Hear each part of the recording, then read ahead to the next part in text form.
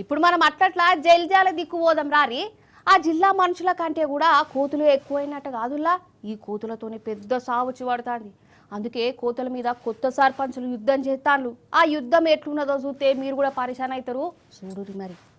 మొన్నటి సర్పంచ్ ఎలక్షన్ల చాలా మంది అభ్యర్థులు కోతుల మీదనే ప్రచారం చేసిరు కదా.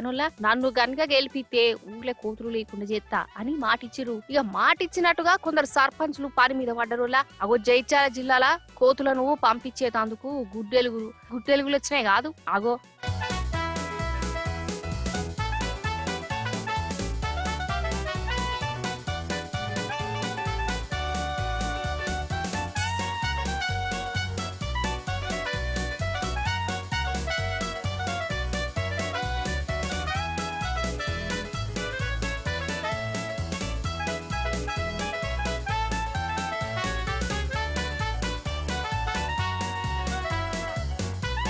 ఆయనది ఒరిజినల్ గుడ్డేలు అనుకునేరు. కాదు కాదు, డూప్లికేట్ గుడ్డేలుగే.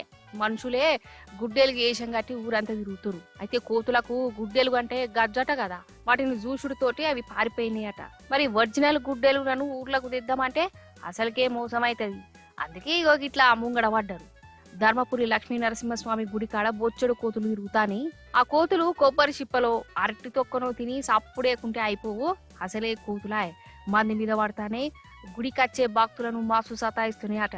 అందుకే గుళ్ళే పనిచేసేటోళ్ళే గుడ్డెలు వేషం కట్టి కోతుల బాధ లేకుండా చేస్తాను. అయితే ఇవేం తెలియని భక్తులు ఈ డూప్లికేట్ గుడ్డెలను చూసి ఒడి అమ్మ బంటి అనుకుంటే భయపడ్డారు. అటు ఇంకా అసలు ముచ్చటేరికై ఇక ఆ గుడ్డెలకు వేషం కట్టిన వాళ్ళతోని సెల్ఫీలు తీవుకుంటా మురిసిముఖమవుతురు. అదన్నట్టు ముచ్చట.